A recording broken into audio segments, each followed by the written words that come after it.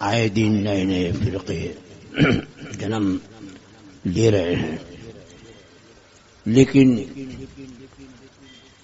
صرف ایک فرقہ جو فرقہ ناجیہ ہے، اہل سنت و جماعت، اس زمانے میں اسے پہچان کے لیے مسلک اعلی حضرت کہتے ہیں۔ اس کے علاوہ اگر وہ مسلک اعلی حضرت کے ماننے والے نہیں ہیں، اور مسلک اعلی حضرت سے مراد مسلک اہل سنت و جماعت، اگر اس مسلک سے انحراف ہے تو وہ اپنا حکم خود ہی سمجھ لیں، کیونکہ میرے آقا صلی اللہ تعالی علیہ وسلم نے ارشاد فرمایا کہ کل کے کل جہنم میں ہیں سوائے ایک فرقے کے، الا واحد۔ صحابہ کرام رضوان اللہ تعالی علیہم اجمعین نے عرض کی حضور وہ فرقہ ناجیہ کیا ہے؟ فرمایا ما انا علیہ و اصحابی، جس پر میں ہوں اور میرے صحابہ ہیں۔ ظاہر بات ہے اگر تھوڑا سا غور کریں تو یہ صرف مسلک حق مسلک اہل سنت ہی ہے جو سرکار کے طریقے پر ہے اور سرکار کے صحابہ کے طریقے پر۔ حضور نے کیا فرمایا؟ ما انا علیہ و اصحابی، جس پر میں ہوں اور میرے صحابہ ہیں۔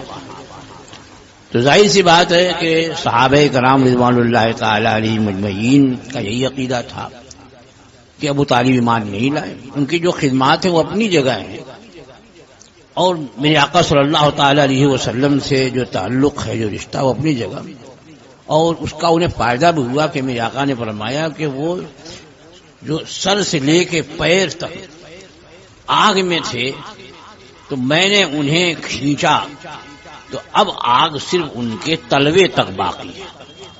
تو حضور کی نسبت سے انہیں یہ فائدہ ہوا کہ اور کافر جو ہوں وہ جہنم میں پورے کے پورے جل رہے ہیں، لیکن سرکار کی نسبت کی وجہ سے ان کے عذاب میں تخفیف ہے۔ تو بہرحال اہل سنت و جماعت کا جو موقف ہے ان کے بارے میں وہ یہی ہے کہ وہ ایمان نہیں لائے۔ اب یہ کہ ایک مالا جپی جائے، بار بار تصویر پڑھی جائے کہ وہ کافر نہیں ہے، بہرحال بعض لوگوں کا اس میں اختلاف ہے، لیکن جو موقف ہے اہل سنت و جماعت کے جمہور کا وہ یہی ہے کہ وہ ایمان نہیں لائے۔ اور بہت سی حدیث بھی اس سلسلے میں خود مولا کائنات سے مروی ہے کہ آپ نے آ کے عرض کی سرکار سے کہ حضور ابو طالب کا انتقال ہو گیا، کیا کروں؟ حضور نے فرمایا کہ ان کو توپ دو، یعنی کسی گڈھے میں ڈال کر کے اوپر سے مٹی ڈال دو، پتھر ڈال دو۔ تو وہ ایمان نہیں لائے تھے، وہ ایمان لے آئے ہوتے تو ان کا درجہ بہت بلند ہوتا۔ بار بار سرکار نے عرض کی کہ آپ صرف مجھے میرے کان میں کہہ دیں کہ میں آپ کو نبی مانتا ہوں اور اسلام کو حق مانتا ہوں، اسی اتنا اگر انہوں نے کہہ دیا ہوتا تو آج پوری دنیا کے مسلمان کے سر کے تاج ہوتے وہ، لیکن وہ ایمان نہیں لائے۔ یہی مذہب اہل سنت۔ اب یہ کہ حضرت علی رضی اللہ تعالی عنہ کی محبت کا یہ معنی نہیں ہے کہ جو ایمان نہیں لائے اس کو بھی صاحب ایمان مان لیا جائے۔ حضرت علی نے جب خود کہا، نسائی شریف کی حدیث ہے کہ وہ مر گئے، حضور نے فرمایا ان کو لے آ کے کہیں توپ دو۔ اگر ایمان لائے ہوتے تو کچھ اور معاملہ ہوتا۔ تو یہ ہے اہل سنت و جماعت کا موقف۔ اگر مولائی اس کے خلاف ہے تو اہل سنت جماعت کے خلاف ہے وہ۔ ہم واقعی مسلک اہل سنت یعنی مسلک اعلی حضرت کے ماننے والے جو صحابہ کرام کا عقیدہ ہے وہی ہمارا عقیدہ ہے، اور وہی ہمارا موقف ہے اس سلسلے میں. صحابہ کرام رضوان اللہ تعالی علیہم اجمعین کے بارے میں خود میرے آقا صلی اللہ تعالی علیہ وسلم نے ارشاد فرمایا کہ میرے صحابہ ستارے کے مثل ہیں، اصحابی کالنجوم فبأیہم اقتدیتم اہتدیتم. میرے صحابہ تو ستاروں کی طرح سے، ان میں سے جن کی بھی پیروی کرو گے ہدایت پا جاؤ. سبحان اللہ. اور رسول اکرم صلی اللہ تعالی علیہ وسلم کے صحابہ کرام تمام کے تمام جو ہیں وہ جنتی ہیں، کہ اللہ جل وعلا نے خود اپنے کلام مجید میں فرمایا وَكُلًّا وَعَدَ اللَّهُ الْحُسْنَى. سبحان اللہ. ہر ایک سے اللہ نے بھلائی یعنی جنت کا وعدہ فرما لیا. سبحان اللہ. تو وہ رب قدیر جو عالم الغیب و شہادہ ہے، وہ خوب جاننے والا ہے کہ میرے محبوب کے وصال کے بعد جو معاملات پیش آئیں گے صحابہ، میرے محبوب کے صحابہ کے درمیان اور دوسروں کے درمیان، تو صحابہ کے درمیان جو معاملات ہونے والے تھے اللہ تعالیٰ اس کا جاننے والا ہے. اس کے باوجود بھی اللہ تعالیٰ نے اپنے کلام مجید میں فرمایا وَكُلًّا وَعَدَ اللَّهُ الْحُسْنَى. ہر ایک سے اللہ نے بھلائی کا وعدہ فرما لیا. اور وہاں ذکر ہے وہ جو فتح مکہ سے پہلے ایمان لائے اور وہ جو فتح مکہ کے بعد ایمان لائے. تو حضرت ابو سفیان ہوں کہ ہند ہوں یا حضرت معاویہ ہوں، جو لوگ بھی ہیں یہ فتح مکہ کے بعد اگر ایمان لائے، تب بھی فتح مکہ کے بعد جو لوگ ایمان لائے ان کی فضیلت ہے. جو لوگ فتح مکہ سے پہلے ایمان لائے ان کے درجات بلند ہیں. جو لوگ فتح مکہ سے پہلے ایمان لائے ان کے درجات بلند ہیں، لیکن دونوں کے ذکر کے بعد ان کے درجات کی بلندی کا ذکر فرمایا وَكُلًّا وَعَدَ اللَّهُ الْحُسْنَى. ہر ایک سے اللہ نے بھلائی کا وعدہ فرمایا. سبحان اللہ. اور مفسرین فرماتے ہیں کہ حسنہ سے مراد یہاں جنت ہے. جنت کا وعدہ اللہ نے فرمایا. وہ اللہ جل وعلا عالم الغیب والشہادہ خوب جاننے والا کیا معاملات ہوں گے. تو ہم تو یہی کہیں گے کہ اگر کوئی معاملہ ہوا ہے تو یہ اجتہادی معاملات ہیں.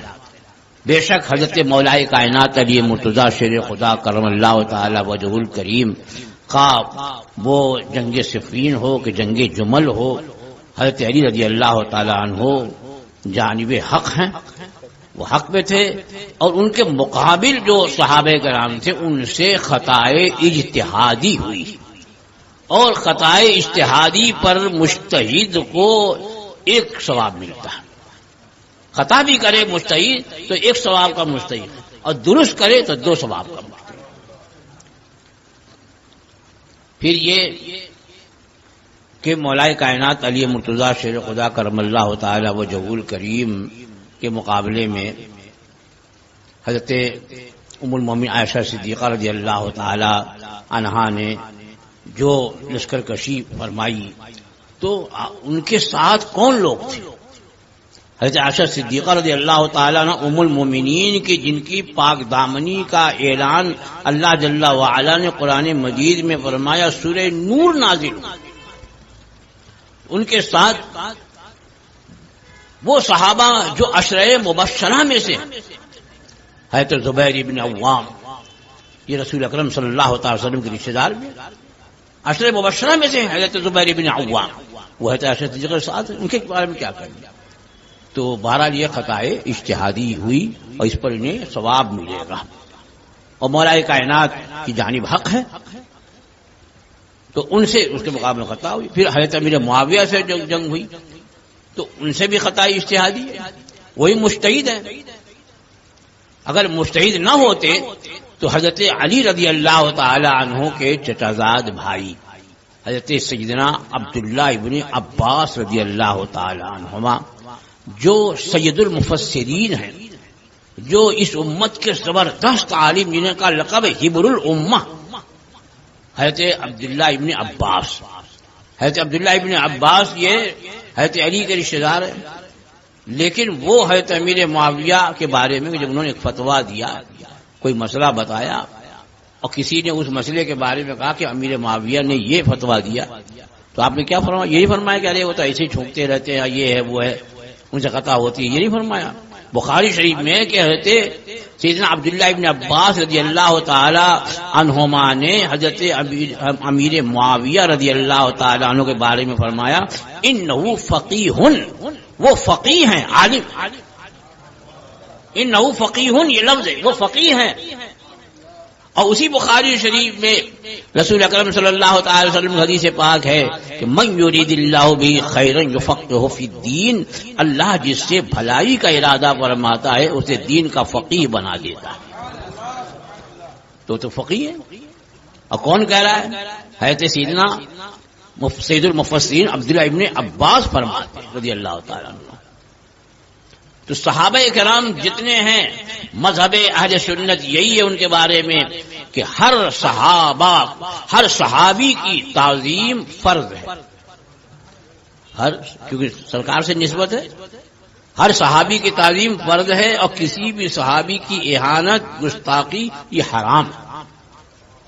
اور میرے آقا نے فرمایا کہ جس نے میرے صحابی کی تعظیم کی، محبت کی، اس نے میری محبت کی وجہ سے ان سے محبت کی، اور جس نے میرے کسی صحابی سے عداوت کی، دشمنی کی، گستاخی، اس نے میری عداوت کی وجہ سے ان سے تو صحابی سے محبت کرنا حقیقت میں ان کے آقا، ہم سب اپنے آقا مولا صلی اللہ تعالی علیہ وسلم سے محبت کرتے ہیں تو صحابہ سے محبت کرتے ہیں۔